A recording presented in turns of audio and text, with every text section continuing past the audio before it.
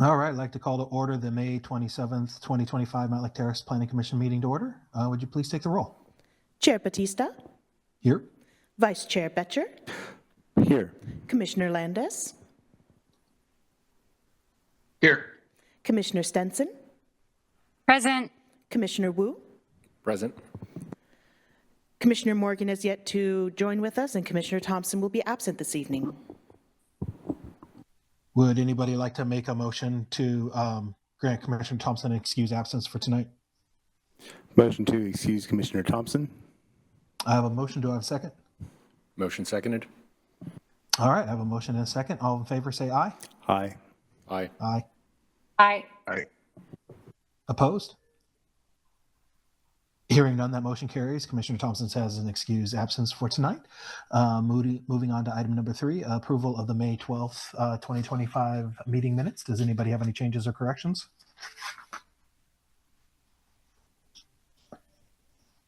Not seeing any indication, so we'll go ahead and declare those accepted as presented.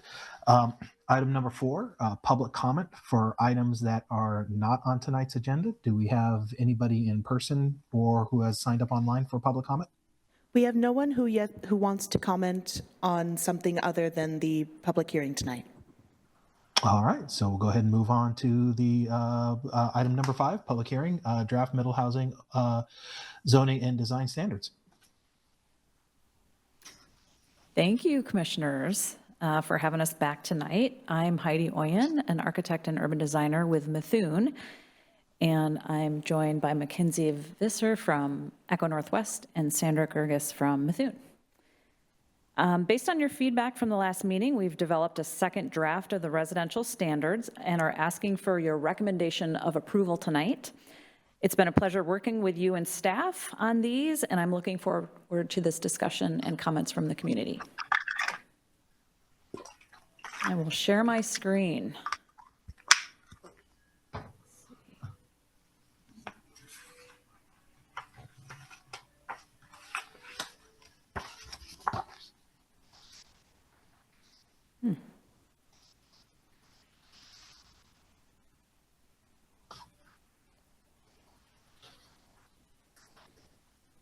There we go. Thank you for your patience.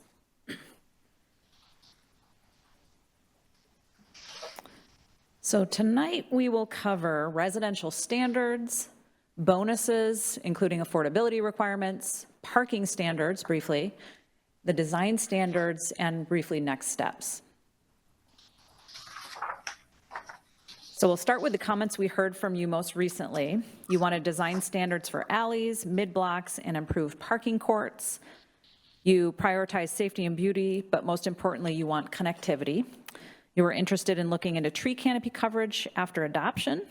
You accepted floor area ratio or FAR as a standard, but wondered if you needed if you need lot coverage as a standard anymore. We discussed increasing height in the R1 and R2 zones, given that FAR would help control the scale of buildings. And you supported design standards, but want a mechanism by which more features might be proposed, and we discussed murals as one of those features. So now I'll walk you through the highlights of Chapter 19.30. Just a reminder, these are the conventional residential standards that primarily regulate the scale of development with common elements such as density, height, and setbacks. This chapter also contains development bonuses. And then just note, we moved all of the definitions that occurred in this chapter and 19.35 out into Chapter 19.15 just to be consistent across all of the code. As you know, we're using the zones you mapped in the comp plan process, residential 1 through 4. As defined in that process, these zones are meant to start with the lowest density and scale in R1 and scale up incrementally, with R4 having the most density and the largest scale. These R3 and 4 zones are usually around town center or other neighborhood centers where you can support more people with public transit and walkability. Okay, let's start with the tables. This is the first portion of the larger development standards table in Chapter 19.30. The standards set minimum lot sizes consistent with existing RS 4800 zones. and apply that number across all zones. For allowed density, consistent with the state's HB 1110 middle housing bill or law, in R1, you'll need to allow 2 units per lot or 4 per lot as a bonus for affordable housing. In the R2 zone, you've opted for a baseline of 4 units per lot and then bonusing to 6 units per lot with affordable housing. And then just to be fair to larger lots, once they go above 9,600 square feet, the allowed densities use a sliding scale of lot area per unit as shown. For R3 and 4, you've opted to forego any density caps and instead rely on other standards to control the scale of development.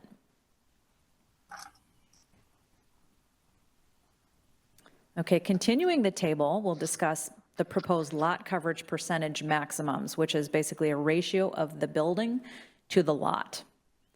These get bigger per zone, starting at 45% in the R1 zone and reaching 65% in R4. In the R1 and R2 zones, these are higher than their previous maximums, as we discussed last time, allowing single-family homeowners to add single-story additions and ADUs to their lots, similar to the diagram you see in the lower right. In R3 and 4, we've kept the existing coverages since these are already nicely fitting middle housing. Now, new since the last meeting, we've included a lot coverage bonus of an additional 5% to fit more units. So we know there's been a debate about the importance of using lot coverage as a standard, given that the floor area ratio is now proposed to control the overall scale of the zones, and given that the stormwater code controls amount of pervious paving. Lot coverage does guarantee a certain amount of light, air, and yard space for neighborhoods, but because we do have the maximum building width and depth for each housing form type, I think you could delete this requirement as being duplicative. But we also feel the amounts here are large enough that they would be easy to comply with and appropriate. Okay, so then on to FAR, or floor area ratio. As we discussed in the last meeting, we're proposing this as the main scale control across the zones, with more FAR offered for more density or more units. So you get 0.5 floor area ratio for a single family house, 0.6 FAR for 2 units, 0.8 for 3 units, and up to 1.4 by right in the R3 and 4 zones. Then for bonusing, which again is in blue, all the bonusing is in blue text, we'd go up to 1.8 in the R3 zone and to 2.4 in the R4 zone. And then we'd also increase FAR by small increments when providing certain public benefits. Those are the bonuses on the bottom half of the table. So for on-site tree retention, plus 0.1 FAR, sustainability certification, again, 0.1 additional. Alleys would have a 0.2 FAR. Mid-block connections, if you do half a block of connection, you get a 0.2 FAR bonus, and if you do the full block from street to street, it would be a 0.4. Really valuing those connections. Improved parking courts would be 0.1, and shared driveways 0.1.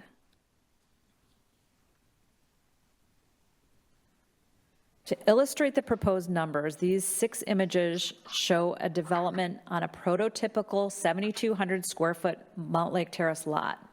They each max out their FAR for their densities, and all but the last represent 3-story townhomes with private garages. The first image represents what's allowed by right in the R1 zone. The third image, upper right, with the 1 FAR represents both the by right maximum in the R2 zone and also the maximum affordability bonus for R1. So most of the residential zones would be within the range shown in the top 3 images. The lower middle image with the 1.4 FAR shows what could be built with an affordable housing bonus in the R2 zone or by right in R3 and R4.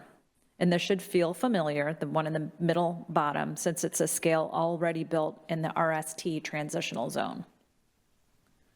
The bottom right example is the maximum bonus condition in R3, where additional FAR and height has been earned by providing affordable units. Keeping the same footprint for comparative purposes, it shows a 4-story multiplex with 10 units, 5 parking stalls, an FAR of 1.8. And just note on your PDF, that accidentally said 1.6, but it's actually 1.8, consistent with the table.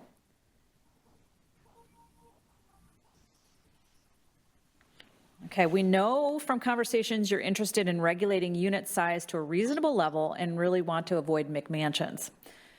These tables, which we presented in our last meeting, show how lot coverage, height, and density work together on a 7,200 square foot lot in the by right and bonus scenarios to set average unit area. So the by right is shown in white cells and the bonus are in the blue cells. The biggest single family house in the R1 zone would be 3,600 square feet. The average area of 6 townhouses on a typical lot would be 1,680 square feet. So last time you restated your goal to have smaller units and more affordability throughout Mountlake Terrace, but also noted the trade-off or the tension of not allowing people to build a larger house. And so we did a new table showing how the numbers work on a 12,000 square foot lot. In any zone, you could build a 6,000 square foot single family house on a 12,000 square foot lot.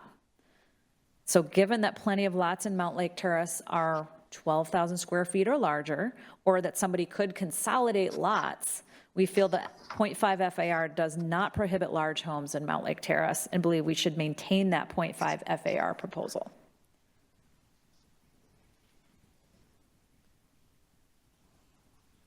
Okay, continuing on, this is the last portion of table 19.30, which describes setbacks. And we can ignore the blue for now. We'll just go through the black. Oh, sorry. There you go. Ignore this blue for a little bit, but look at the black. So we're reducing front setbacks slightly from existing, 15 to 10 feet front setbacks depending on the zone. We're also offering a 3-foot reduction for hiding parking behind the row housing form type to improve the streetscape and help everything fit on lots. Okay, now rear yard setbacks in the middle there are reduced from the current requirements in only the R3 zone. In the R2 zone, the setbacks are based on unit count, and in all zones, rear setbacks for buildings under 15 feet tall could be reduced to a maximum total of 5 feet.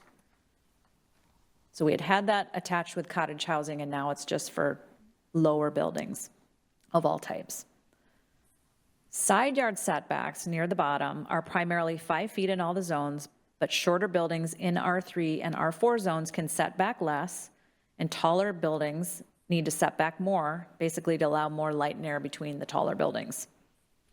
Where a side yard accesses unit entries, it must be at least 8 feet wide to accommodate movement and packages, strollers, trash can wheeling, and basically personalizing your entry door. Okay, so now focusing on the blue bonus text, reductions would be offered to fit bonus elements like affordable units, trees, or connections, and these are not cumulative.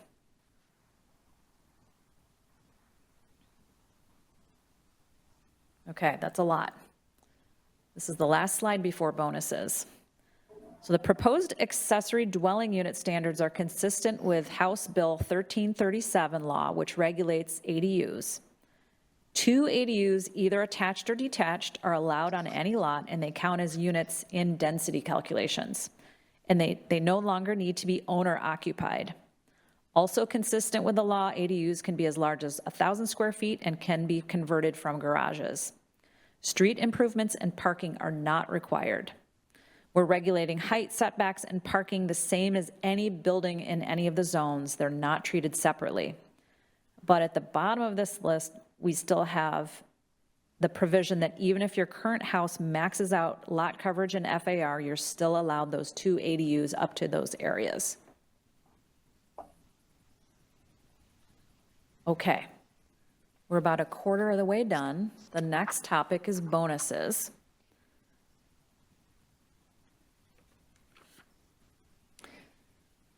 You've outlined your priorities for these in the past meetings, and this list shows bonuses for affordable housing, on-site tree retention, sustainability certification, new connections like alleys and mid-block connections, and improved parking courts and shared driveways.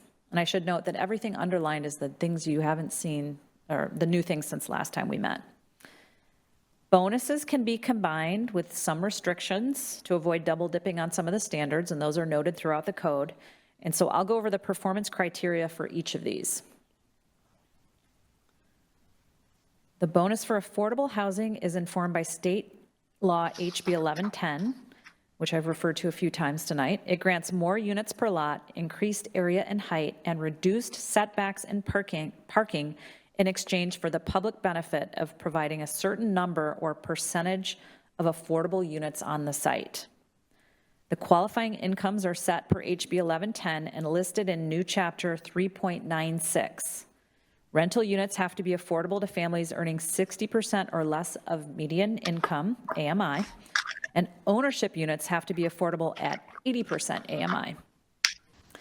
In practice, this bonus is most likely to be used by developers building 100% affordable units on a site. So a density bonus coupled with the added height and reduced setbacks will help those developers reduce their land costs across all units to offer units at lower price points.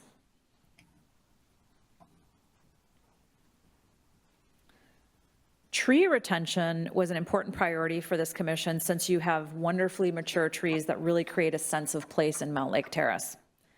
Essentially, we're proposing more area, height, and smaller setbacks in exchange for preserving 25% of the significant trees on site. This is the standard that exists currently, but the change here is actually retaining the trees on site rather than opting out with fees or replacing with new trees.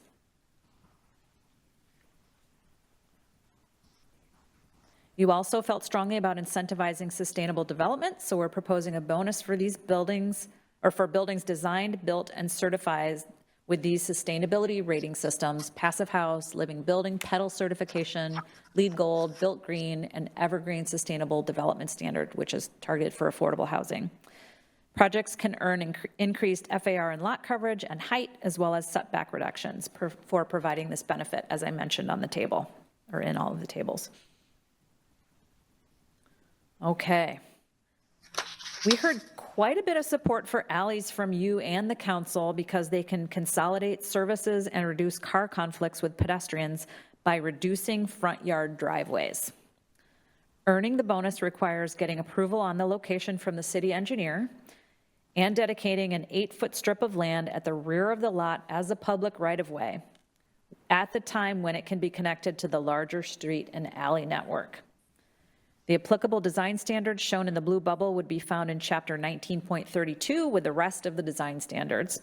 Basically, they say alleys need to comply with the engineering manual for dimensions and materials and markings, and heritage trees can't be removed if somebody wants to build an alley. So there's a clause here offering the possibility of flexible dimensions in the case of a heritage tree.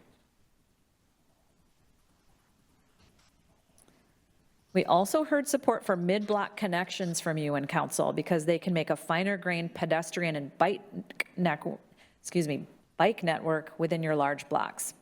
The bottom diagram shows an area of Mountlake Terrace that illustrates the need for more connectivity. Generally, 200 and 300 foot long blocks are considered walkable, but some of these existing blocks are as long as 1,200 feet. So I'm personally really excited about the possibilities with this bonus. That's why we've given the most bonus to this one.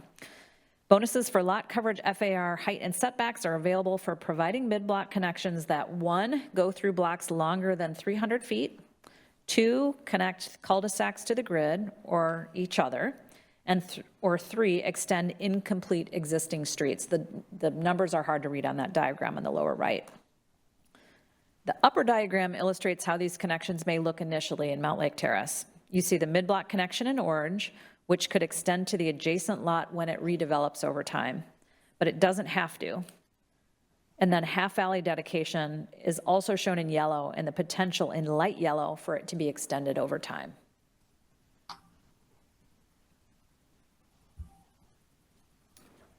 Then the design standards for mid-block connections are found in chapter 19.32 with the other design standards. They're straightforward and set up to encourage participation and not increase the cost of construction. Overall, they must connect from the sidewalk to the rear lot line, Pedestrian and bike-only paths need to be 8 feet wide, and this part may also count towards required common open space if they're pedestrian-oriented. And then mid-block connections that also allow cars must be grade separated with 12-foot driveways and 4-foot sidewalks. This is for safety. Stairs are allowed but have to meet accessibility codes for rise and run and railing dimensions. Landscaping is required in the rest of the space because it requires a 16-foot dedication. And lastly, signage can be posted noting the spaces as public, but the signs are limited to a size that's compatible with residential neighborhoods.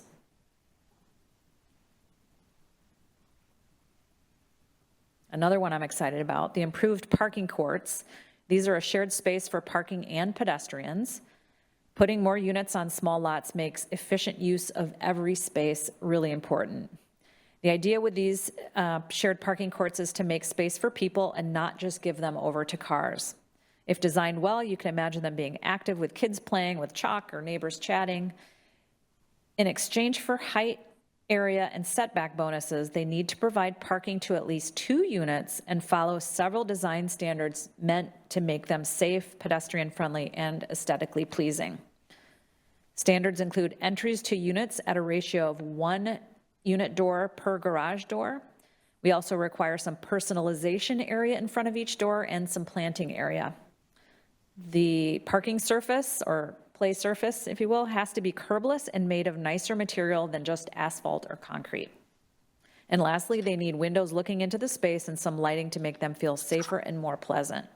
And so you'll notice the design standards for the improved parking courts go much farther with the aesthetics than the mid-block connections do. But you can combine the two. Shared driveways, it's a simple bonus for shared driveways aimed at reducing curb cuts at the street and just to create more safety and walkability and to promote an efficient use of land. To comply, builders have to provide a single shared driveway access to parking stalls or garages on abutting parcels or to lots greater than 14,000 square feet. There was a missing 0 in that last bullet. It said 1,400 square feet, but it's 14,000.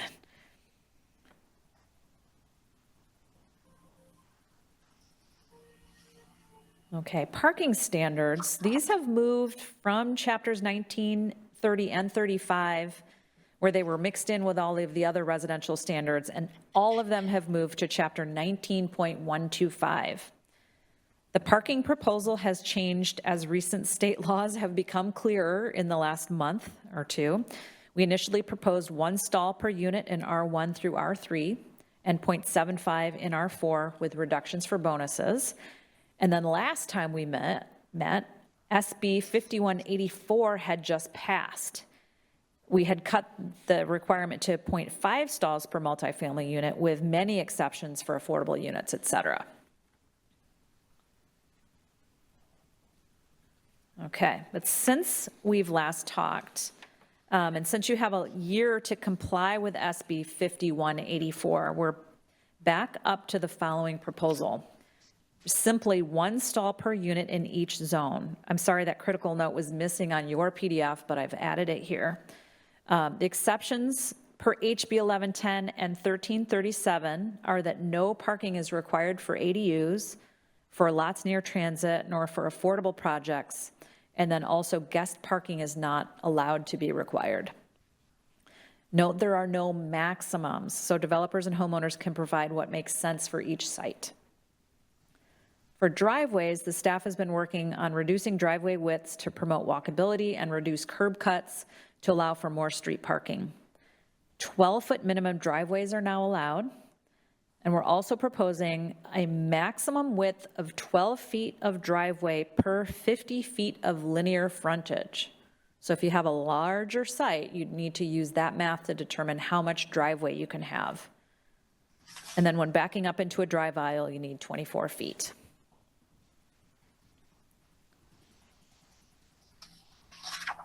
Okay, we usually spend a lot of time talking between these, but I'm going to keep going. We've reached the halfway point of our presentation. Let's talk about design standards. This is the portion of the code that regulates the look and feel of the development in the residential zones.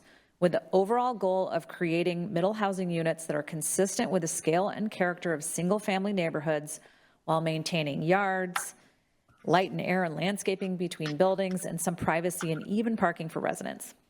This new chapter 19.32 incorporates all the design standards language out of your existing chapters 19.30 and 35, and we're updating those and adding quite a few new standards, especially the housing form types that I'll review near the end. Note that these no longer have stylistic requirements. They're pretty neutral to style, so no particular roof pitches or things like that. The chapter starts with a general section applicable to all development in the residential zones, and with text and precedent images that regulates topics like building orientation, ground floors, facades, utilities, and open space. And I'll go through each of the sections now. Hit the highlights. Okay, in my opinion, the building orientation and access are the most important for middle housing. We've all seen townhouses that look like the side of the building with no door facing the street. These can feel unfriendly and can lack curb appeal. The orientation standard essentially says that buildings must be oriented to or face the front of the building to an abutting street. And things commonly associated with a rear elevation like utility meters can't appear on the front. If a unit doesn't have an abutting street, it must orient to an open space, a mid-block connection, or an improved parking court. All units must be accessed from paths that connect to the public sidewalk network to promote friendly and walkable streetscapes.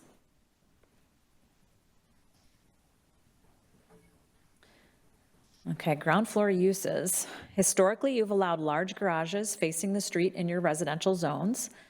With more units per lot, parking every car in the front of the buildings could really dominate the streetscape and overwhelm the pedestrian environment. So we created ground floor use and garage design standards that require at least 50% of every building frontage to be made up of what we're calling habitable spaces, like entries, living rooms, dens, etc. Garages and mudrooms and utility rooms and bathrooms don't count. This builds on the orientation standard to establish or continue a pedestrian-friendly atmosphere along the street. And then conversely, we're proposing that garage doors be capped at a maximum of 50% of the front building facades to balance the activity you see along the street. Garages must also be set back 2 feet or 4 feet from adjacent facades, similar to what you require now. And they can also be tucked under habitable spaces, which can be raised 5 feet above sidewalks.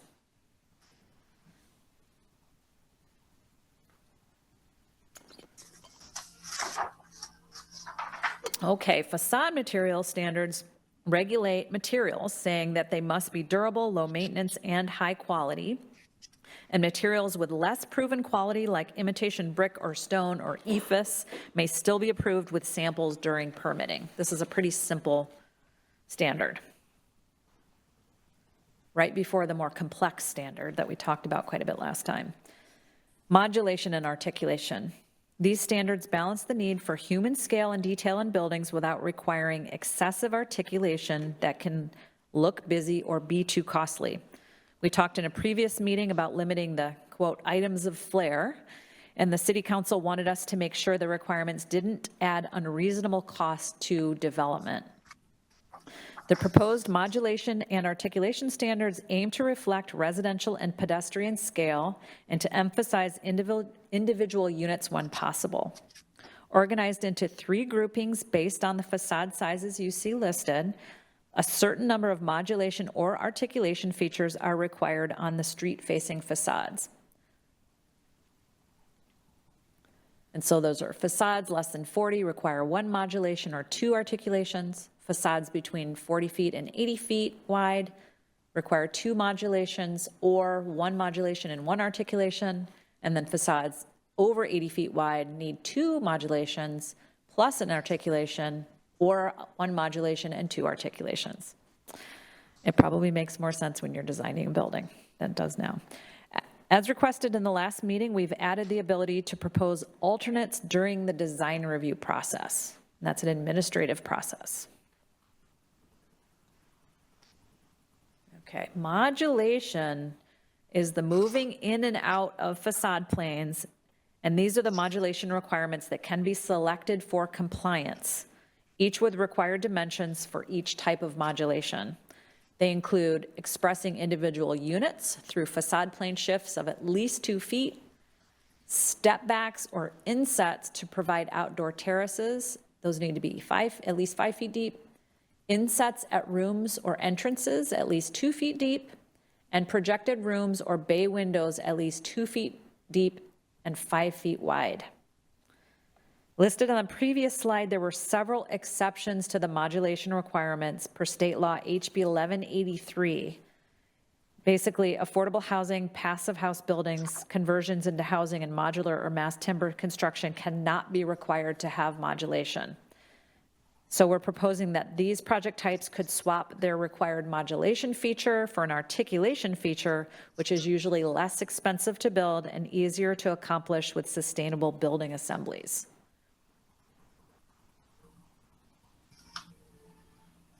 Okay, articulation is a finer grained detail of building facades, usually accomplished with material changes or patterns or details or repetition of elements.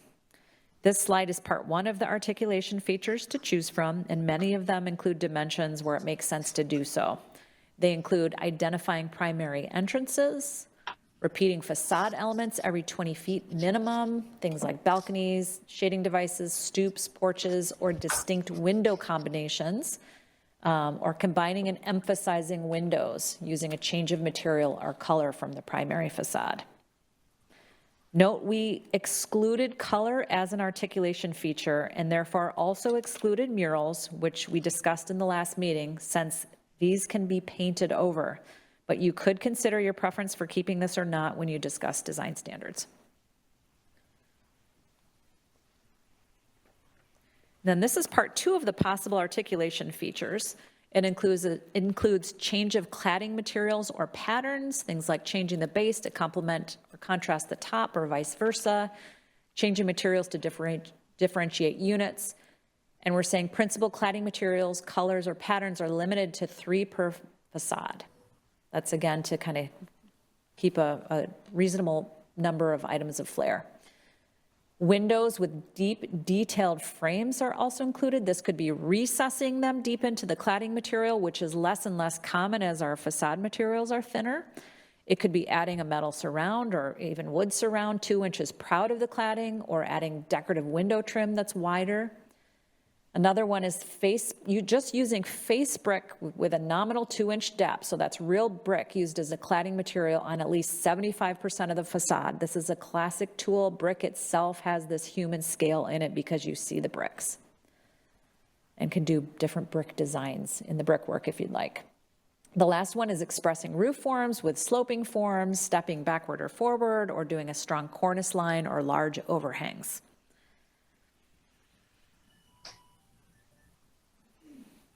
Okay. Transparency and windows are also regulated by the design standards.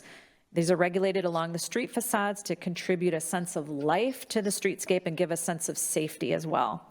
Buildings must have at least 25% of their facades as windows and at least 8 square feet of glass area. There must also be some visual privacy between units on the same lot, and blank walls are prohibited over 20 feet wide. The design standards also regulate unit entries, which must be covered with elements such as porches, canopies, and alcoves. And they must also have legible addressing even when deep in the lot to help visitors and emergency personnel and package deliveries find units.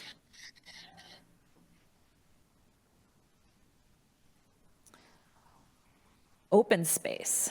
There are different open space requirements for different housing form types, and these are shown in the orange bubble. 75 square feet per unit of private open space is required for singles, slots, and row housing types.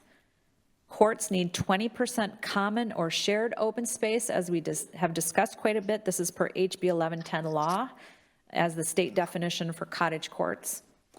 And then the stack housing type doesn't need to provide any open space, and this is to incentivize their development because we know they'll be harder to pencil for developers.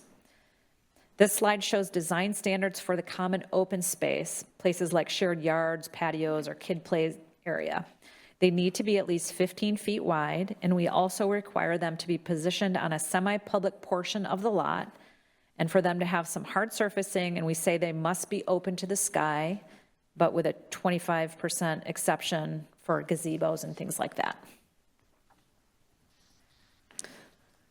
Private open space, things like yards, gardens, and patios, must be at least 8 feet wide when they occur on the ground. Porches, terraces, or roof decks may also count, and those need to be at least 4 feet wide, which can usually accommodate a small table and chairs. All private open space must be directly accessible from the unit. And then lastly, we say at least 35% of the open space must be landscaped, and that vehicle areas do not count for open space. Okay, the last one. The general design standards also regulate utilities and solid waste. We haven't really talked about this one. They say you need to screen trash bins and consolidate collection areas when building 6 or more units. And then utilities can't be placed on front facades, but if that's not possible, they must be screened.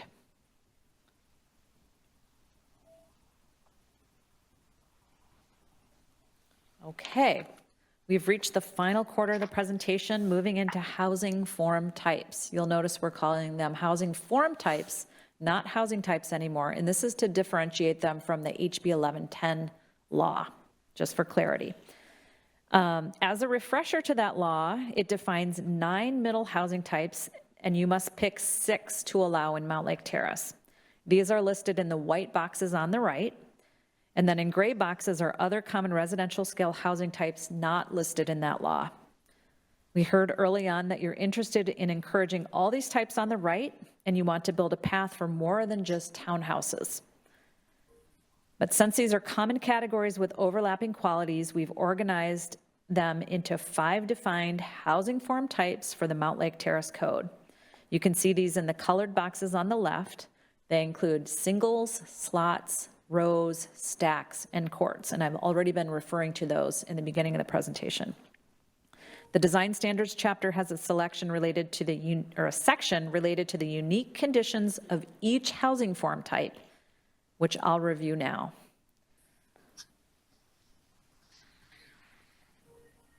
Okay, singles are buildings containing only one dwelling unit. They're detached from any other buildings or dwelling units by more than 3 feet, and they can be located next to streets or in backyards. And then each single has a private entry. Examples of buildings that could count as singles include single-family homes, backyard cottages, and detached accessory dwelling units, or DADUs. They must orient to the street, and units in the rear of the lot must orient to a side street if they're on a corner, a shared yard, or a mid-block connection if those exist. Their maximum width is 50 feet and the maximum depth is 75 feet. So all the housing form types have particular maximum dimensions unique to their types. These standards help to ensure compatibility with single-family buildings and yards by making sure the buildings on large sites don't get way too big. Right, on larger lots, if you just apply setbacks and FAR, you could end up with buildings that are just out of character. And so we use that maximum width and depth to control that. Okay, slots are buildings with attached single or multi-story dwellings units aligned perpendicular to the street. The units are configured side by side. Each unit has a private entry, and a shared driveway is often included for parking or garage access. And this is how the term was coined in Denver, that slot of a driveway between the buildings. Depending on the number of units, these could also be called duplexes, triplexes, fourplexes, fiveplexes, sixplexes, and even attached accessory dwelling units, but we usually call them townhouses. In the examples, you can see these have varying degrees of success along the street. At their best, they can be okay, and at their worst, they can be really driveway dominated or look like they have sides of the buildings facing the street. The maximum width is 50 feet and the depth is 95 feet maximum. And the important design standard here is that the units abutting the street must orient to that street. We even give a bit of a setback incentive if 2 units orient to the street.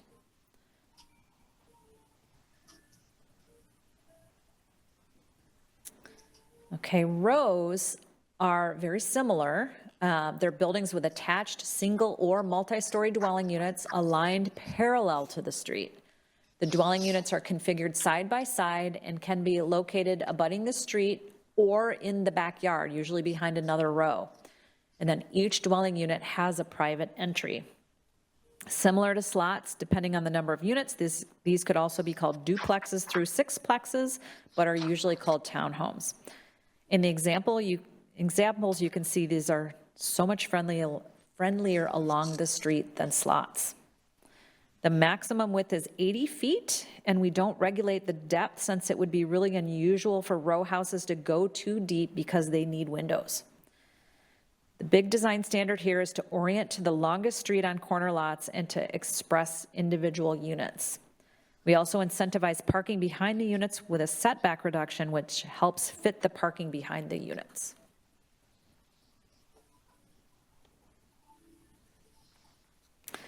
Stacks are buildings with attached dwelling units that stack on top of each other. Dwelling units usually have a shared entry, but may also have private entries. Stacks were a big part of the pre-World War II middle housing stock, but now we have feasibility challenges that we've discussed in earlier meetings.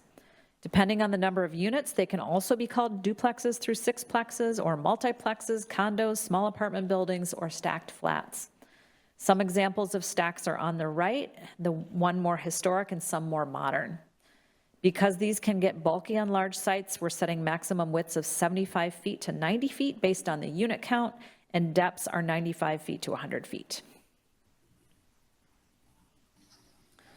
Courts are attached or detached units arranged around a courtyard or a shared common open space on 2 or 3 sides. Attached units may have side-by-side and or stacked configurations. And then examples of these would be cottage courts or courtyard apartments. The examples on the right show how important the shared open space is for this housing form type, and it must occupy at least 20% of the lot area. Detached courts have to have at least 6 units. And then the max width is 50 feet per wing. We're regulating the wing because that's the part that meets the street and provides the rhythm of built to yard space. Units must orient to the courtyard, and if they also abut a street, they must orient to both the street and the courtyard. And then carriage houses are allowed at 1 carriage house per 3 units, with some exceptions for rear parking access or when earning a bonus. You can do unlimited carriage houses. Okay.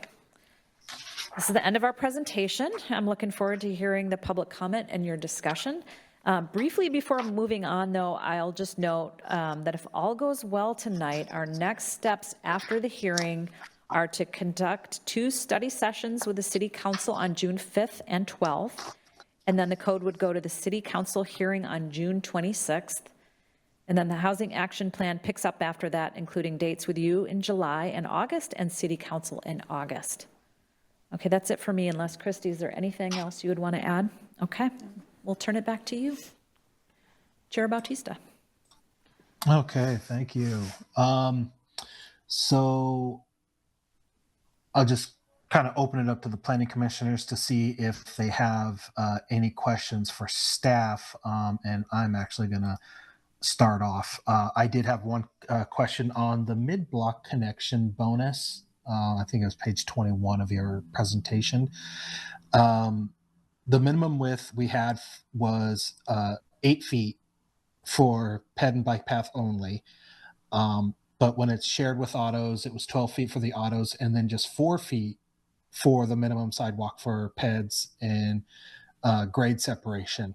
4 feet is still kind of narrow when pedestrians are kind of approaching each other, you know, and trying to pass. I don't recall us really spending a lot of time talking about this. If we did, I must have missed this part. I'm just kind of curious what staff of the consultants, how they feel about just having that be 4 feet. Or more importantly, what other planning commissioners feel. I know space is kind of tight if it's a shared, because you already got 12 for the driveway. I just like to hear some other people's thoughts on it.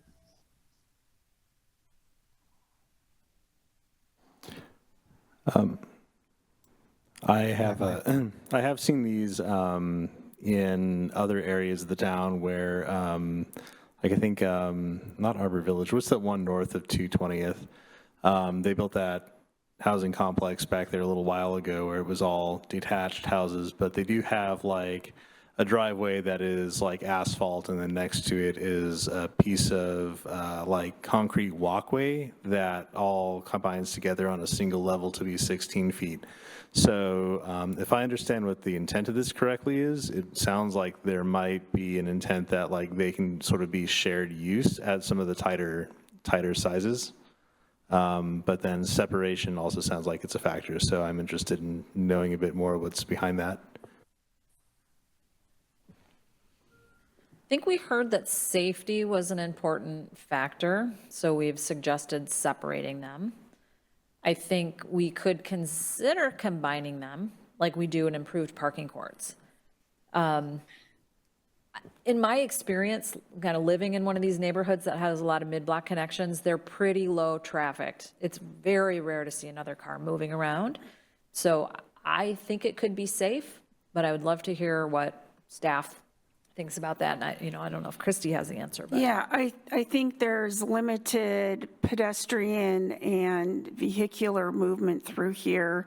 It's different than if you're within, the public right-of-way where the standard is going to be more so than, and again, I think we all come back around to, do we have the same standard for density in middle housing that we're still framing that as single family, or do we truly want to move from where we have been from setbacks and requirements to something of where we're going to get these different types of development. I think it's different than if we were talking about a sidewalk on a primary street or that type of situation. It's very limited.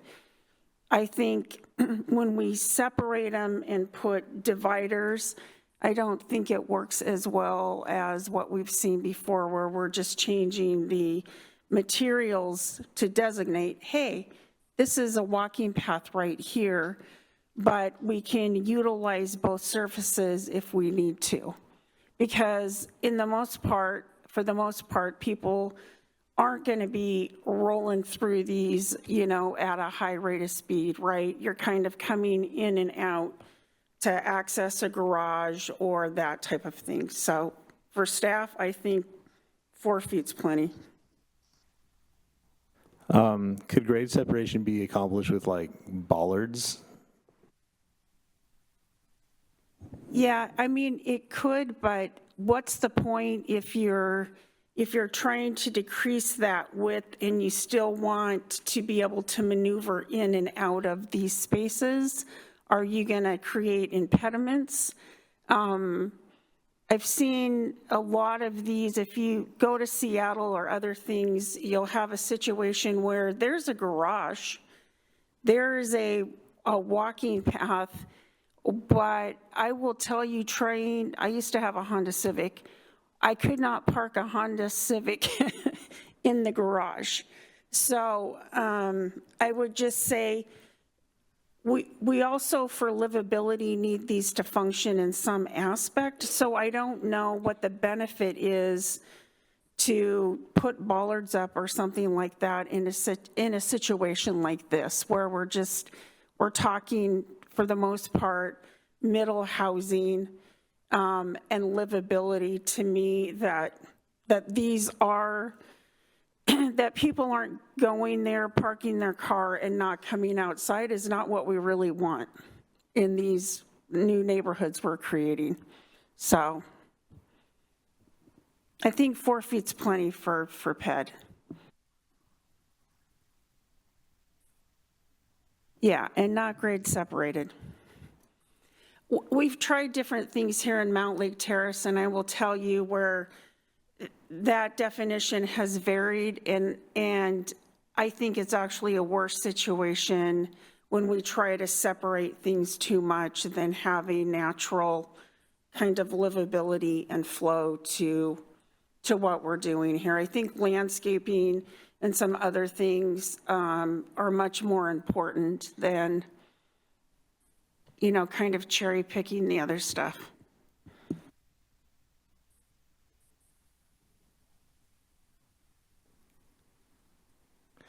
Did that answer your question, Chair Batista? Yeah, probably is as good as it's gonna get. I appreciate other commissioners, you know, kind of follow up on that, and as well as staff's answers. I know it's tough, and you know the odds of a vehicle trying to move through that space at the same time. Say somebody with a large stroller and somebody in a wheelchair are meeting each, you know, are all meeting at the same point at the same time. You know, it's probably slim to none, but my mind tends to go to worst case scenarios. You know, in this, I think it's probably just, you know, kind of a wait and see how it goes, and you know, if we have to revisit it, then we can revisit it. I would just say like a normal sidewalk. I'm pushing a baby stroller and I see somebody coming the other way.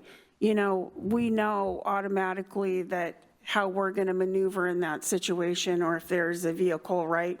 We're going to stop, we're going to let, somebody's going to go around, and then we're going to kind of proceed. Because we have a lot of situations where we have a sidewalk 4 feet wide, 5 feet wide, right? It might not be the 7 or 8 foot luxurious sidewalk that you want to see, but we're used to maneuvering in those situations, I think, very effectively, just naturally. So I would just say when we're looking at these where we kind of have a confined scale and a confined number of dwelling units, then in my opinion, 4 feet meets that, the acceptability of, hey, we're still getting PED access and, you know, you're providing for vehicular flow. Great, thank you. Do any other planning commissioners have any questions of staff or the consultants? I have a couple. Yeah, go ahead. All right, so the affordability requirements, are we sticking like 6 kids in a studio apartment, or do those scale with unit size in a way? There is no control on the size of an affordable unit relative to an unaffordable unit. Okay, so like with affordable housing, like you know, I think the county publishes like a certain income level based on family size that you get a certain subsidized amount, and then the 60% AMI is actually based on the household size. Are we tracking that, or do we have some other mechanism? I'm looking up the specific bill language right now, but I believe that the unit mix and sizes have to be commensurate with the other market rate units in the building. So you can't only provide like small studio units. Okay, so we're not going to get like people applying to get subsidized housing and they've got like, you know, a family, and then we're somehow putting them in these like really tiny apartments that are like they technically meet. We've got a way around that. I just want to note that that's what Mackenzie just read is absolutely certain for mixed income buildings. So if we're talking about multiplexes or developments that actually have market rate and affordable units, those affordable units will be similar in size. But for developments that are 100% affordable housing, there's no minimum size. Okay. That's something I'd like to think maybe this is more of a housing action plan, but I do think there is potentially a way to game the system where you make the studio apartment that is still like market rate for a studio apartment, because then you claim, well, it can be used to house, a 6-person family. Then it technically meets the affordability definition. So I think that's something we probably need to button up at somewhere, but it might be another part of the code. The material limitation thing, did we see that last time? I don't know if I specifically read it, but it was in the code. Let's see, let's go to it. If it will let me.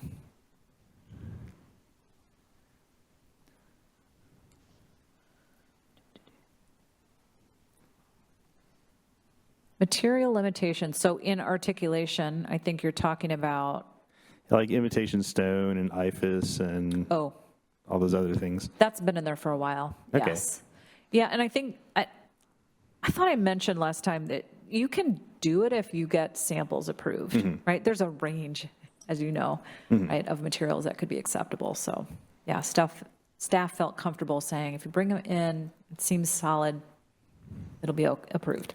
Okay, what are we looking for to prevent with this? Are we looking for preventing a 10-year material, or somebody brings in some kind of strange thing that they've never seen before and then it falls apart in your hands? Exactly. Okay. Yeah, durability, just quality.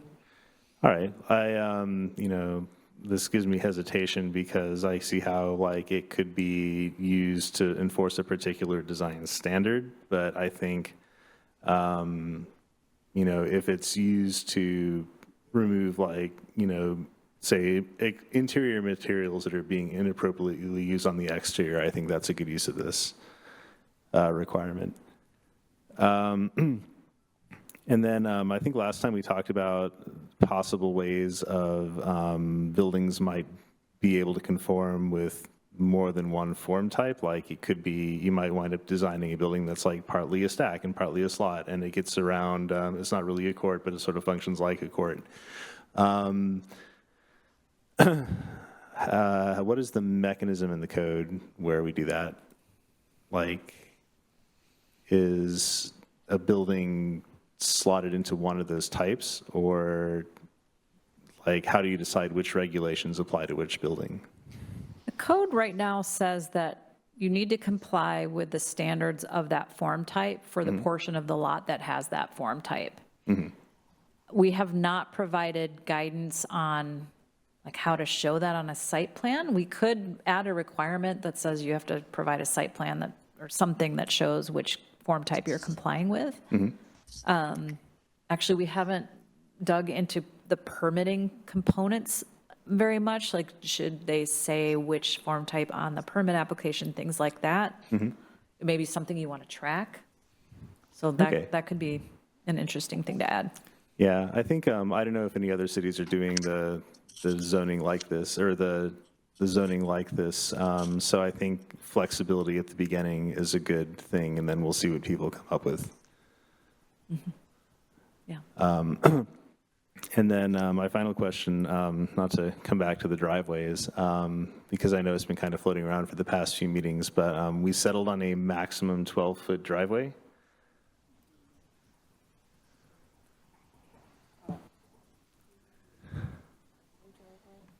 They can go down to 12. I'm going to actually let Christy handle this. Yeah, so I think there's the driveway standard, which is more like we've been showing for the duplex, this thing. I don't know that we've settled on anything because this is a public hearing. So, I mean, that was for a driveway for a duplex or single family to preserve on-street parking. That was the case, but I think there's also the discussion of, the drive aisle, which is different and can vary in what would be required for that. But I think that 12-foot in particular that you're talking about, is this the picture up on the wall that you're seeing? Yes, how wide is that driveway?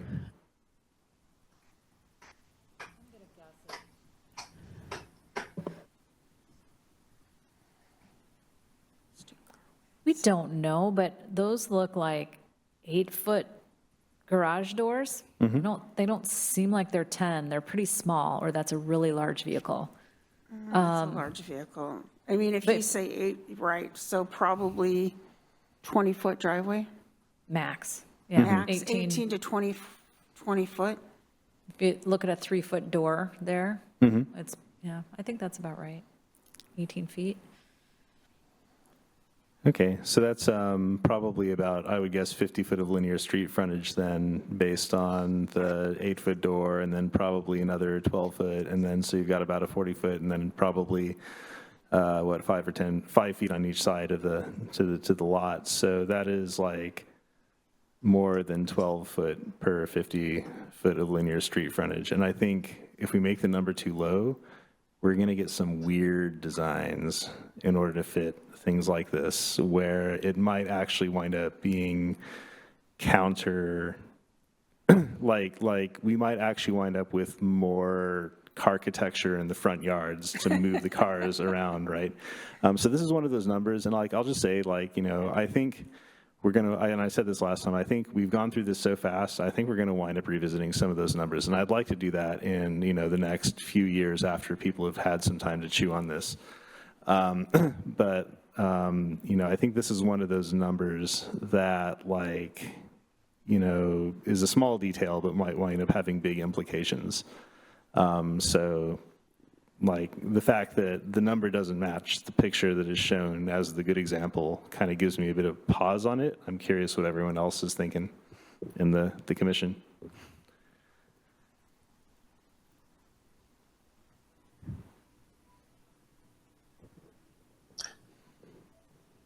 I'll agree. I know there are other examples. I can't think of them exactly off the top of my head where we're talking about one thing, but then we show a picture of, an example of what we don't want. And I know sometimes that can get a little confusing. But usually that picture is also joined by, examples of what we do want. But yeah, I get where you're coming from, Commissioner Betcher. Yeah, I think it's problematic for a 12-foot driveway if we do have a duplex, which is going to be permitted in all residential zones. You're going to run into an issue, particularly when we've decided to put the brakes on the new legislation. Heidi had alluded to that. It's about 4.5 years out, actually. It was, yeah.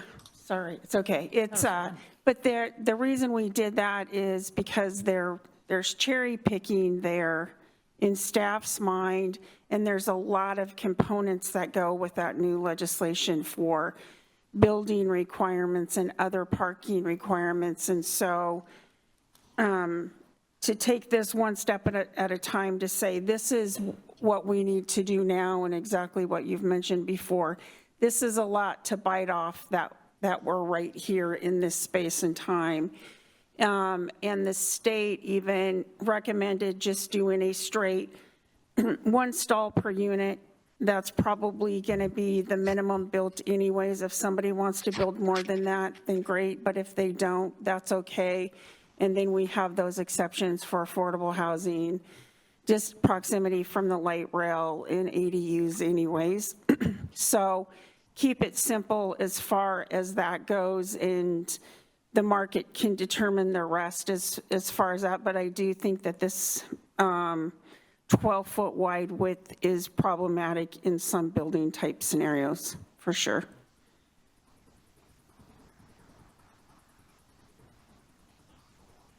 So how do we want to address that, given that we're at the public hearing? Anyone have any thoughts? Or, I mean, are there any other numbers that kind of stick out to y'all as a bit problematic, or like anything that you have comments on now? Well, I do remember we did talk about this, previously, and, the wider the curb cut is, the more problematic it becomes for pedestrian versus auto.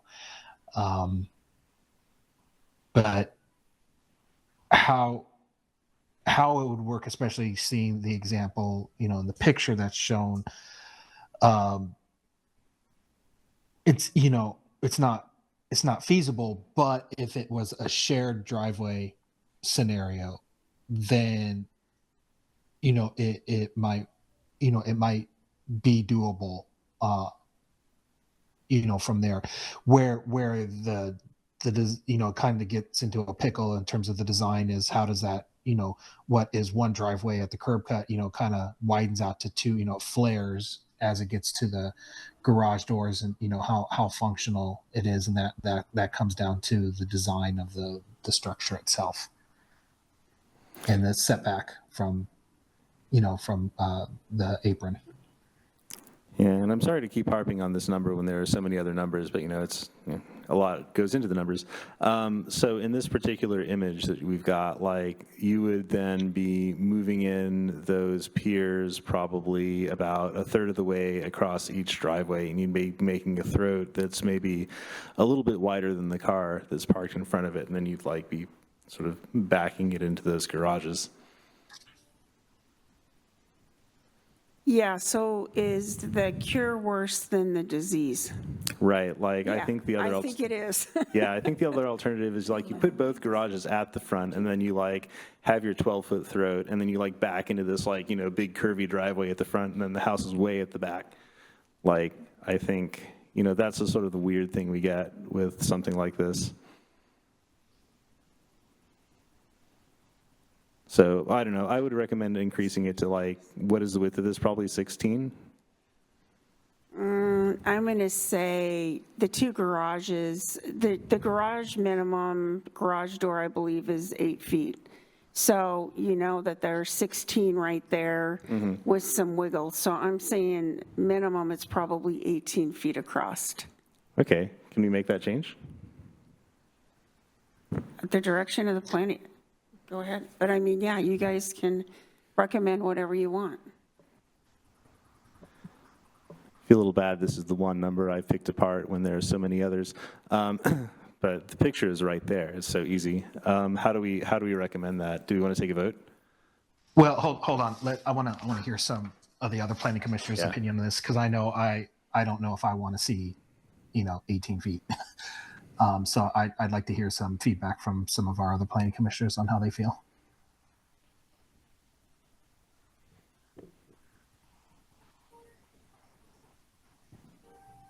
I'm also in favor of a ratio similar to Commissioner Bechter. That 12 per 50 does seem a little onerous and limiting in terms of what you can develop based on that lot. So maybe a ratio of 1 to 3 might appear a little bit better than 1 to 4 and change. So I'm in support of a ratio that allows more driveway. Yeah. I will say that if you have like a 200-foot wide lot, that might get pretty wide. So I could see putting an upper limit, like maximum, and then having like a ratio that's smaller, and then sort of an 18-foot minimum maximum. Yeah, and that might start playing with some of the frontage guidance in the later part of the presentations with 75 by 95, 90 by 100 for 7 units. So I think there are controls naturally if you incorporate those widths, the buildings themselves. So do we want to do something like, because we're not, I got to retrain myself to single family duplex, et cetera. But I think you can get down to 12 feet wide if we're talking about a single unit. And that makes sense, right? You've got 2 feet on each side. You got an 8-foot garage. You can make that work. But if we're looking at this picture, which was for another purpose, but it brings up the point you're talking about, Commissioner Becher, is if I have 2 side-by-side units, I'm not going to have enough room to park 2 vehicles for, clearly, this looks like a, some type of 2-unit dwelling, right? At least from the street frontage. So then I would think, have to have something like 20 feet. So I think you can span to say at a minimum, you're probably looking at 12, and then you're going up to a certain number that could possibly be, 20 or 24 feet or whatever. You can kind of narrow it. I mean, it's going to be different if you're trying to, if you're doing like slots or townhomes where you can kind of pinch it in at that first part, if you will, under 150 feet, because a fire truck's not going to go down there anyways, and pinch it in, and then, kind of make it go to where you can try to utilize more street frontage for parking, which is not a bad thing. All those little pieces might help along the way. So you don't want extra where you don't need it, but we're kind of creating a situation, if how it reads, it can read like it's very prescriptive and narrow. So we need to rewrite it. I think that the intent is we're not doing that max of 12 feet per 50 feet of lineal frontage, because then we're going to wipe out the possibility of doing certain building types. So do you have a recommendation? Maybe we take off, maybe the max should be just a straight max of, I don't know. Would 20 feet work? 20, yeah. I would say a minimum of 12, and we could say a max of 20. I'm just trying to think, if we're covering every housing type, what can work? A minimum of 12, a max of 20. And then you don't have to do as many mental gymnastics to try to make it work out. Yeah. Okay. I think this makes sense, and I think this is one of those numbers, along with probably the bonuses and the FAR ratios and whether or not we need lot coverage, is that we should probably be revisiting within the next year or two after people have had time to digest and comment it, because we're flying so fast now. But I think that makes sense. Okay. I want to note, we also discussed 18 feet per 60 feet of linear street frontage. You have a lot of 60-foot wide lots. Could be 20 feet per 60 feet of linear street frontage, to be consistent with that. Which would be about a third, which is Yeah. what you were suggesting. Yeah. We seem to be converging on that, plus or minus a few feet. 20 is pretty standard. So, I would say if we're kind of giving folks a range, but not too out of control, where all of a sudden we have, my grandparents' house where there's not a stitch of grass in the front ultimately, kind of a thing where we've just got a lot of hardscaping. But we still have to, there's still a desire to park a vehicle. And let's get real, it's not like this is luxurious for parking. Right. Right. It's kind of, we're still not, ultra urban. So I think that we're kind of getting there, but it's a little bit more reality based for Mountlake Terrace. I mean, and we're still trying to minimize that hardscape somewhat, but make it practical that I can park my car. Yeah, I think that's a good compromise to avoid getting sort of weird results that go against this, but then something we can button up a bit in a year.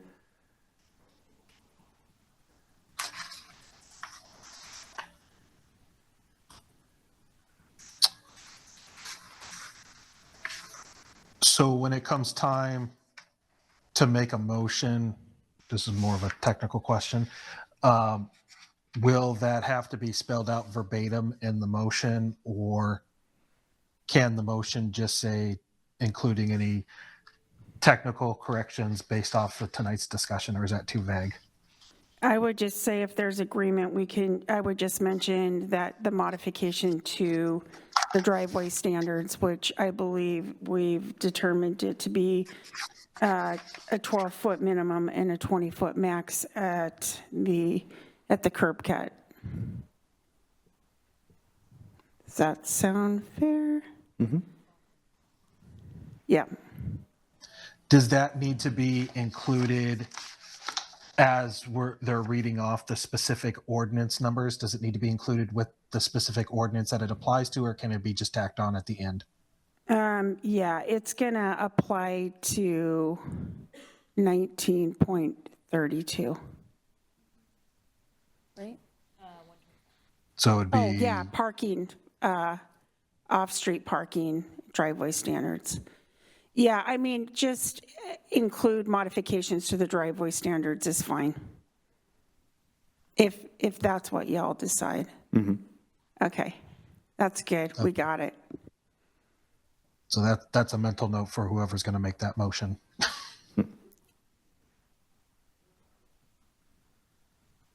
All right. Were there any other questions for staff and the presenters from the Planning Commission?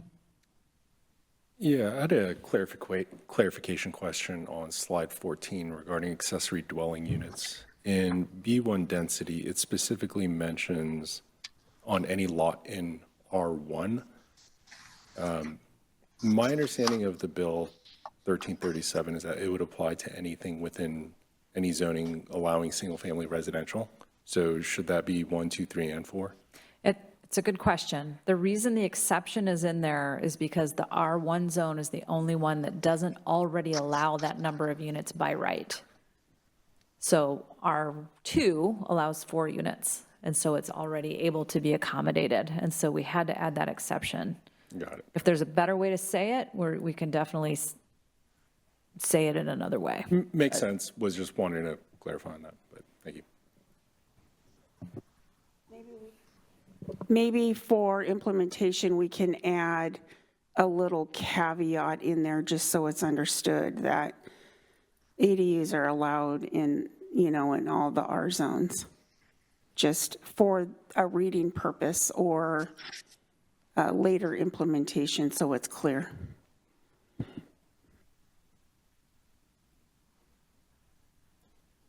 And I guess maybe a little bit color on what you envision with minimum 20 square footage. Not suggesting we take it out, but what's kind of the thought process? That should be 200. Okay, all right. ADU closet. That 20 square foot unit was what Commissioner Betcher was concerned about with the family of 4. Yeah. We will make sure it's correct in the code language itself too. My guess is it's just the PowerPoint that's messed up. Yeah, it's just a typo on the PowerPoint, but it's correct in the code I checked.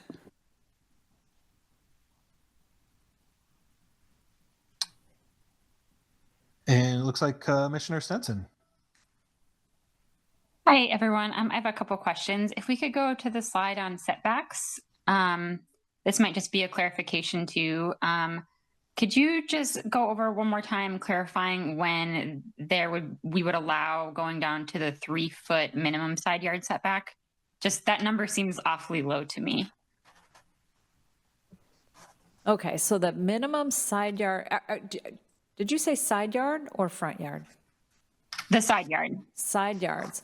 So typically they're 5 feet, but when the building is shorter, allowing 3 feet setbacks from the lot line on one side, and then imagine another building on the other lot, 3 feet setback there, that's 6 feet between buildings. We see that in a lot of kind of historic neighborhoods.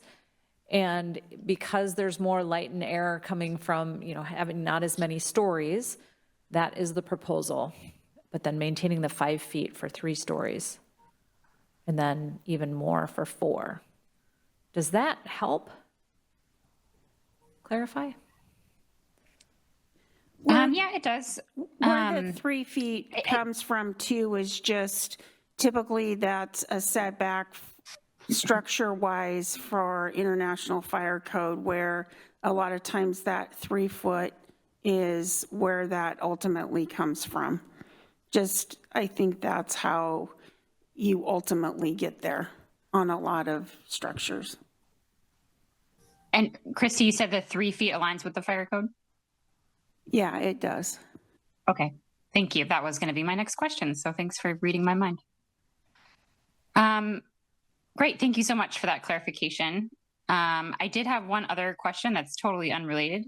I know that Commissioner Boettcher was talking a little bit about affordability, and I'm just not as probably familiar with some of the state law language as you all are, but how are we tracking the units staying affordable over time? That's a brilliant question. I asked myself that since the legislation passed. I think that I don't know how to not be point blank sometimes, and so I'll just be point blank. I think that the intent of the state legislation is good. The issue that I see with what was passed by the legislature is that the reality of local jurisdictions tracking affordability for a 50-year time period is crazy. And I say that from a small to mid-sized local government perspective. If we're in a larger jurisdiction and you have people that are working on housing, then I could see some semblance of maybe making this a reality. I think the reality that we're going to face is this is going to be extremely hard to do. We've added a new chapter in our code 3.96 to follow the state law for the 60% and for the 80% and for the 50-year tracking. Is this going to be successful as written? I don't believe so. But we're also mandated to provide for this. And so I don't know how much it's actually going to be used, to be fair. And I don't know how local governments are going to be successful in implementing these affordable housing units, either owner-occupied or rental housing over time. I think sometimes we put together rules that are well-meaning, but the reality is they're very difficult to implement, and I think this is the case. But we do have Chapter 3.96 for you, and we've had conversations with Commerce, and I think we're complying with the law, but I have concerns as well. I'll just say that overall. I wouldn't be surprised if we see some changes to this legislation. Awesome. Thank you for that honest answer, Christy. I think that's really fair. You can't see my face, but I was actually really shocked when you said 50. I was expecting maybe like 10 to 20 years tracking. So I feel you in how crazy that feels. But I do appreciate the intent of the legislation. And so the code compliance part of my mind is like, how will we make that actually happen over time? So I appreciate that. And we'll see how it goes, I guess.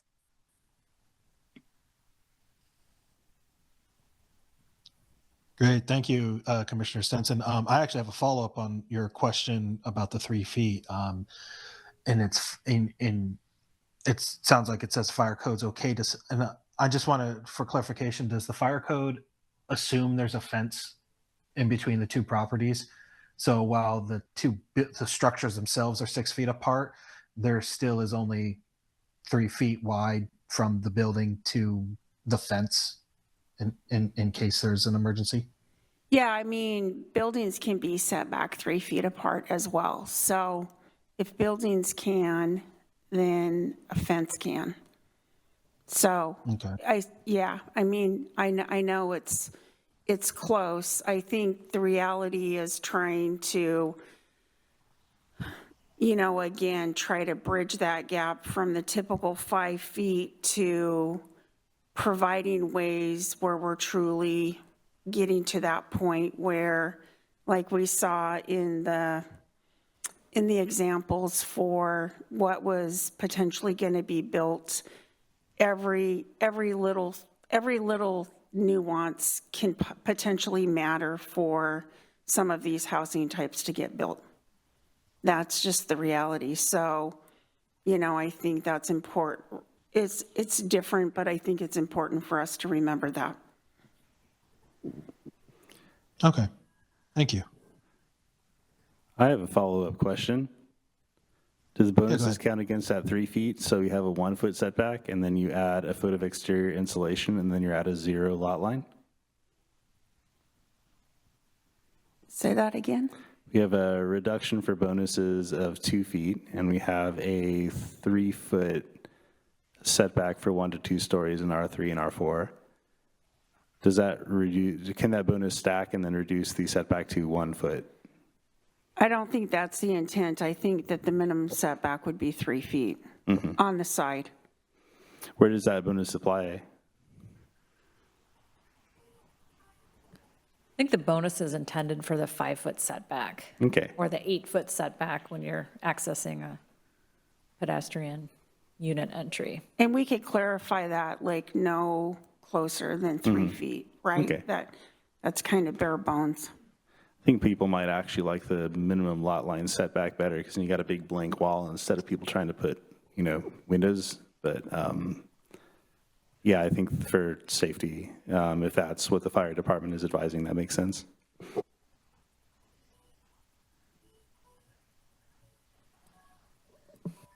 Great. One last call for planning commissioners for questions for staff. Just want to make sure we're not missing anything. Our previous comments have brought up more questions, which is always a good thing. So I just want to make sure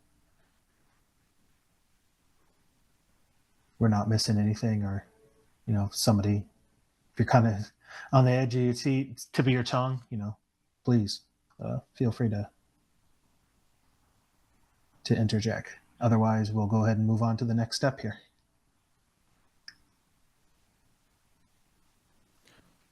I guess. Okay.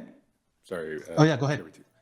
One potential issue on the affordable housing with HB 1110, you know, payments can vary a lot with interest rates, right? And if we're at interest rates of around 7 and they could go down lower, just wondering, is there anything to control kind of the conformity of the affordable housing unit in the sense that you could have, if you put 6 units on a lot, one of them being affordable, 5 of them might be of a certain character, but then because the current interest rate environment makes payments pretty high, builders, you know, to get that bonus may build a significantly smaller one or something that makes the economics of it work. So is there anything that helps that unit kind of conform to the others? So in a mixed income development, the affordable units have to be like equivalent to the market rate units under HB 1110. Got it. Okay. And how's that defined in terms of conforming? Like, what are the boundaries of that? Do you know off the top of your head?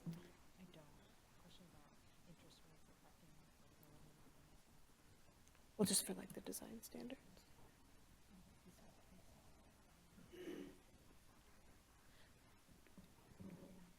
Yeah, I hesitated and I was asking Myrna, one of our planners, because she worked on this, but it has to be similar shape and size as the other units in the development.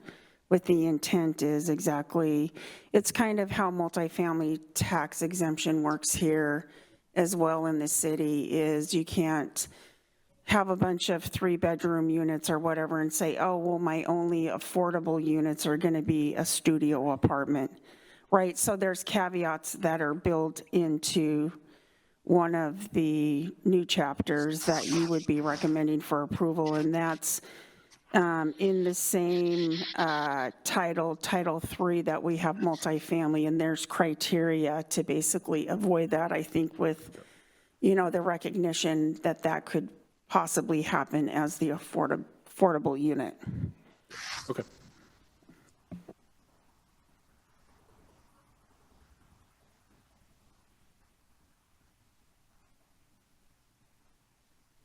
Yeah, I just think I hit the language. It just says the affordable units must be generally distributed throughout the development. So again, not trying to cluster kind of, units separately and have substantially the same functionality as the other units in the development. And that's one of the criteria.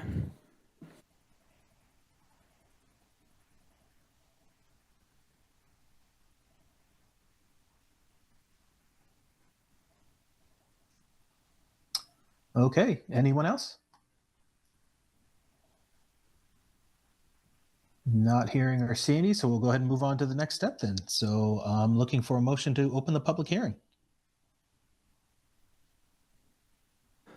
Motion to open the public hearing. I have a motion. Do I have a second? Motion seconded. All right, I have a motion and a second to open the public hearing. All in favor, say aye. Aye. Aye. Aye. Opposed? Hearing none, the public hearing is now open. And then a little bit of a repeat here. My little rundown just says Planning Commission asked questions. If any of the applicants, presenters, so we kind of have just done that. So just open it one more time to, any other lingering questions out there for staff or the presenters?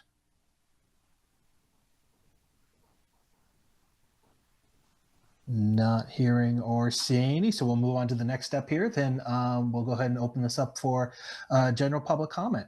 Do we have anybody that has signed up for public comment tonight for this topic? We do have one, Dwayne Landsberg. Okay. Dwayne, you will have 3 minutes. Should be on now. How about now? Dwayne Landsberg, 24113 52nd Avenue. I'll start by saying change is hard. And as a lifelong resident of Snohomish County, I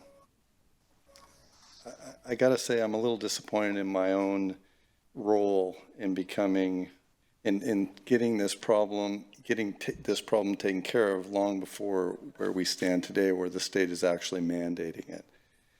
It's become very contentious.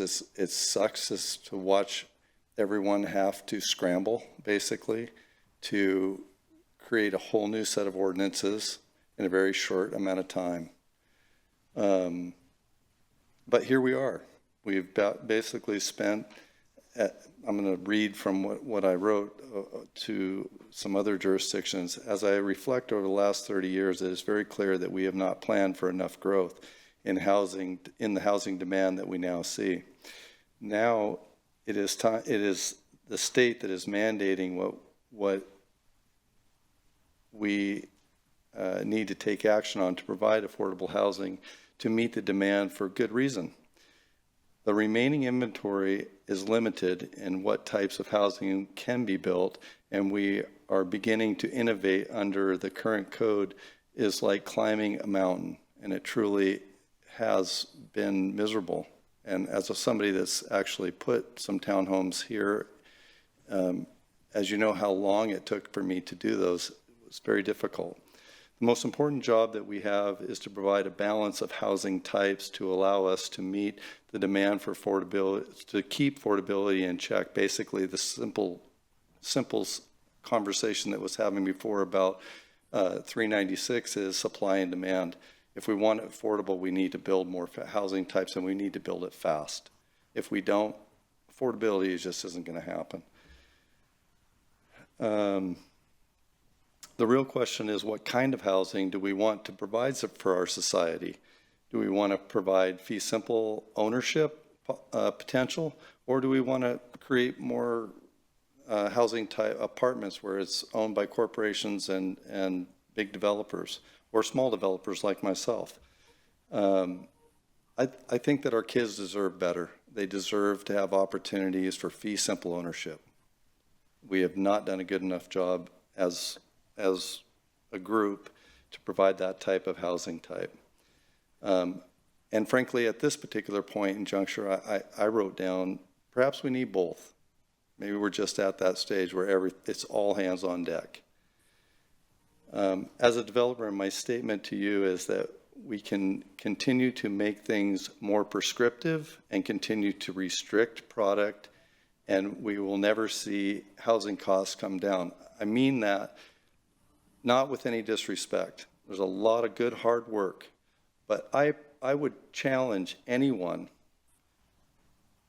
that isn't a professional to take the presentation tonight and implement it, and then ask staff to go out in our community and work with engineers, designers, and all the folks that have to actually do the hard work.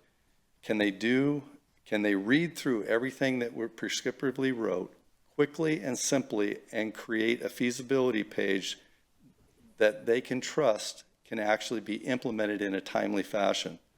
I used to be able to do that, and my dad did it in 3 days. 3 days. Takes me 2 years to get an application done right now. That's what my timeline is. And that is for good reason, but I'm going to use the word trust. We have lost trust in how we expect an outcome. And that has cost us a lot of time and money, and it has also not provided an opportunity for our own kids, and that is really difficult. The developers in your community are the tools to construct your community and vision, nothing more. We are not the decision makers. We take all the paid professionals, we take the rules that you and the guidelines that you give us, and then we implement those as quickly as we can. I want you to recognize our role in this.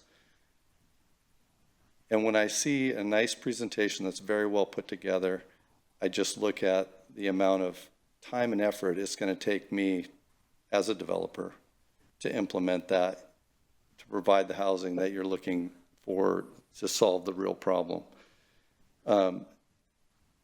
As the state of Washington has recognized by passing numerous housing bills, permit times can be a real detriment to providing affordable housing. Providing incentives to developers will work much better in achieving the goals of affordable housing rather than the punitive and restrictive codes.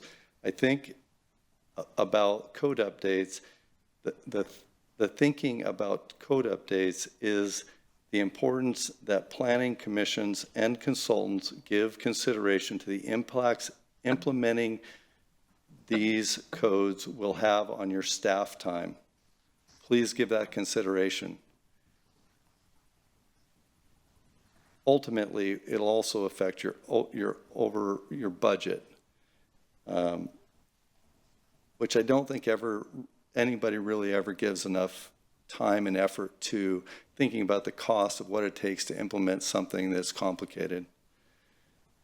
The amount of planning time to ensure compliance becomes problematic if the design standards are overly complicated. Remember, the developer is not the architect, and as such, they need to be able to clearly understand the job, i.e. the code. Your consultants are doing a great job, but as the time comes close, remember that they are not developers taking the risk. They have many great ideas with the best intentions, but these need to be vetted by those asked to implement and determine if the unintended consequences that will impact the viability and therefore affordability of a project. This is just my 2 cents. I hope I'm not getting over time here. The form-based code idea. Mr. Lansford, I'm just going to let you know you're at 7 minutes now. I'm going to give you 1 more minute. Thank you very much.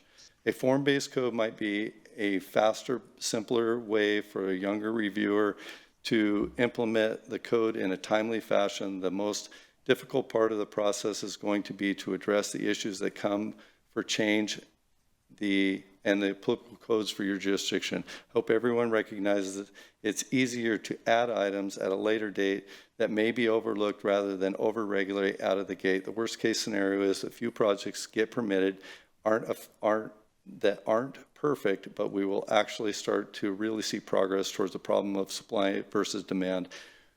We need to stay focused on what matters in our community, worry about our homes, worrying about our homes look and feel. We should consider the importance to provide a clean, well-built home for people that people can afford. Some of our hard-earned money then can go towards education, health, fitness, church, or just family time, which is paramount to a healthy society. I'm very appreciative of your time and all of you that you've done. Thank you, Dwayne Lansberg. Thank you, Mr. Lansberg. Is there anybody else who has signed up to speak tonight? There is no one else currently in the audience. Okay, thank you. The camera only shows the dais, so I can't see who's there and who's not. Okay, so since there's nobody there in person, is there anybody who has submitted written testimony that needs to be entered into the record? No written testimony has been submitted. Okay, so with that being said, I'm looking for a motion to close the public hearing. Motion to close the public hearing. I have a motion to close the public hearing. Do I have a second? Motion seconded. All right, I have a motion and a second to close the public hearing. All in favor, say aye. Aye. Aye.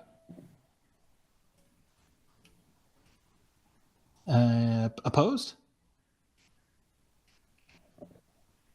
All right, hearing none, that motion carries. The public hearing is now closed. So now we have additional opportunity for Planning Commission discussion. Do any of the commissioners want to continue discussing kind of the points that we've already hit upon, or is everyone pretty much satisfied? I think I've reiterated this a number of times, but we're flying. I think it's complicated. I think there's opportunities to revisit the numbers. I think there's a good chance that we might discover things as people start submitting stuff. So I'd like to revisit this in a year, but I think this is a good framework of going forward, especially given the amount of time that this has been done in. So I am looking forward to seeing what kind of things can be built under this, should we approve. I think I would. I'd add just something on a similar tone. I've said it pretty much every meeting that we've had that the state has dealt us this hand and this timeline, and it is not ideal, especially since we, as opposed to some of our other neighboring jurisdictions, have been making an active effort on working on these issues. So I agree with Commissioner Betcher. I think we do need to revisit this, just, a check-in, see how it's going, especially, with something this quick, where we're bound to have missed something or have just gotten something plain wrong. So obviously we want to correct that if that need does arise. Anybody else? Any further discussion? All right, not hearing or seeing any. So the next step, I'm looking for an actual a motion on on this topic. I think you guys have the script in front of you. This is a little bit more of a technical motion, so use the script as guidance and as well as that additional change that we had. So if anybody would like the motion. I move to approve with the following modifications and any technical corrections to draft ordinance to repeal MTMC Chapter 19.30 and replace MTMC Chapter 19.30 R districts. Draft ordinance to adopt MTMC Chapter 19.32 residential design standards. Draft ordinance to amend MTMC Chapter 19.125, off-street parking and loading. Draft ordinance to amend MTMC Chapter 19.126, electric vehicle infrastructure. Draft ordinance to amend MTMC Chapter 19.15, definitions. Draft ordinance to add MTMC Chapter 3.96, middle housing affordability. Draft ordinance to amend the official City of Mountlake Terrace zoning map, Ordinance 2760, to add residential 1, residential 2, residential 3, and residential 4 zones to the map in conformance with the adopted Vision 2044 land use designation map. Draft ordinance to repeal MTMC Chapter 19.23, Development Standards Uses, and draft ordinance to repeal MTMC Chapter 19.35 RM Multiple Household Residential Districts. And the modification? And the modification, the technical modifications were driveway widths as discussed, and was there another one?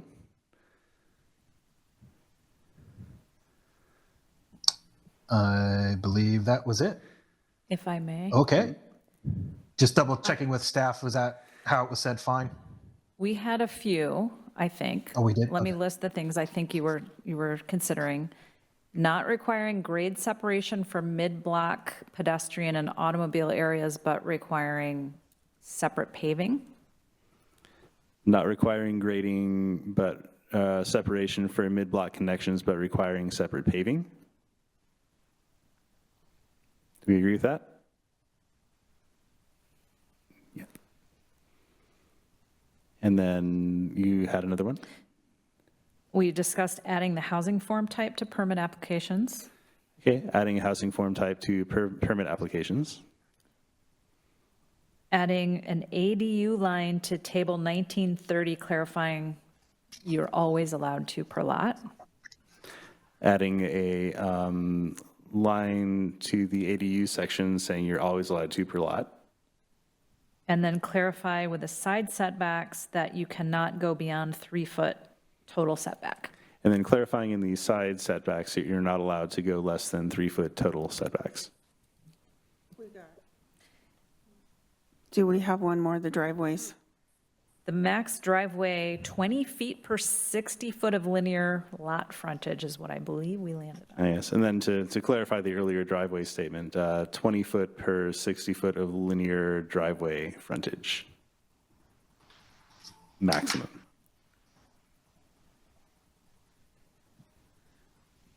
Correct. Okay, that was a long one. I thought we had a so, minimum of 12 too. Is that correct? I'm sorry? A minimum of 12. And a minimum of 12, which is already stated in the code. Yep. Okay. All right, so we have a motion. I'm looking for a second. Motion seconded. Okay, I have a motion and a second. All in favor, say aye. Aye. Aye. Aye. Opposed? All right, hearing none, that motion carries.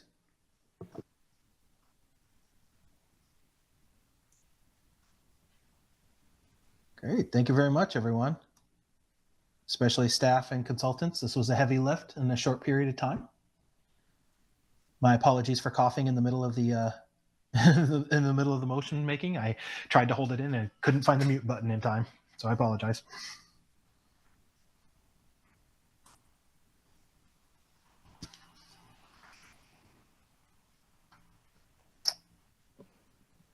Thank you very much. All right. I think this is going to be, I mean, obviously a huge change for Mountlake Terrace, and I think it's going to bring great things, and I hope it works well, and that I'm looking forward to hearing after you revisit it in a year to see how things are going.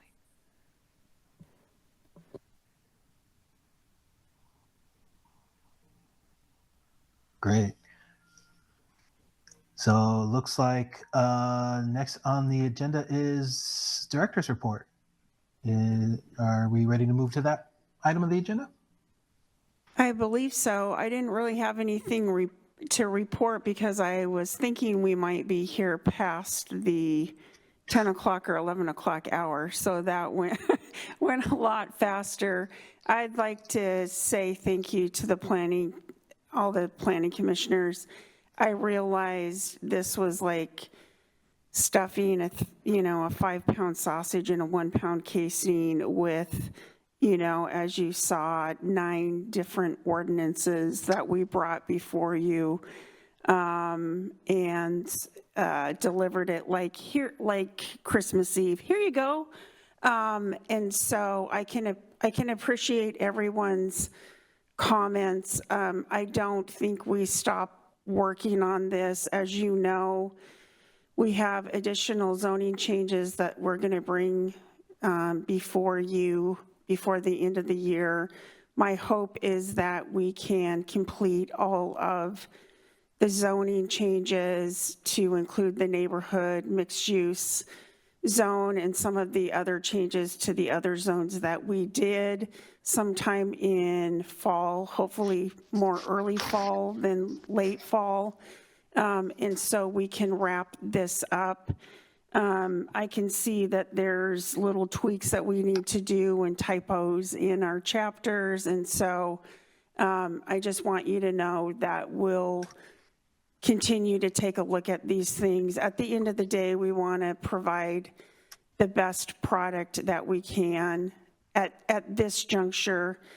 And if we find anything that's kind of blowing us out of the water, then I would be happy to take a couple more things back after council to take care of them in the second round. But hopefully we can clean up everything that we need to before this gets adopted on June 26th by council. So again, thank you. I know it was a lot, and we appreciate it. And we appreciate the help from our consulting team that I think has done a really great job and have appreciated working with them. We still have a housing action plan to bring before you too, as part of our work with the team. So onward and upward we go, but yep. Anyways, that's all I really have of importance. It's kind of been all hands on deck to get this to you tonight. So if you have any questions, happy to answer them.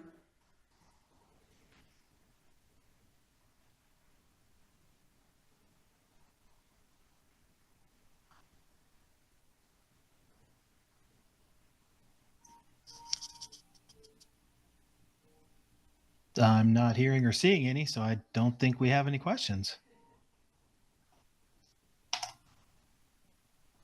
All right. I guess that being said, we'll move on to the next item then. Miscellaneous business by call of planning commissioners. Anybody have any miscellaneous business?